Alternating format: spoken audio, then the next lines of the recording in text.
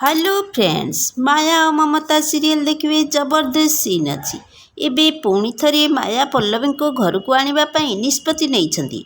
हाँ दर्शक बंधु, आज भिडटी को टिकनी कर देखिले सबकि जानीपारे। भिडटी को स्किप न करी शेष पर्यंत देखिले ताहले जानीपारे।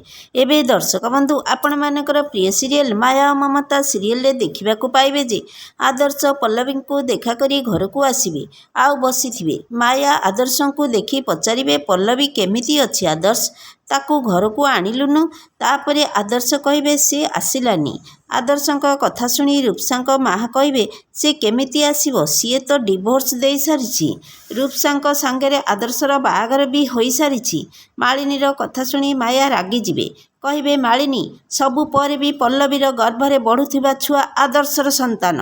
माया कथा शुणी रूपसा तांको माँ आश्चर्य होइजिबे। एबे दर्शक बंधु, माया ममता सीरियल रे ए छुआ पाई माया कौन पल्लवी को घर को आणबे कि नहीं कमेंट माध्यम जणाई दियंतु। आज संध्या 7टार देखंतु माया और ममता केवल सिद्धार्थ टीवी रे।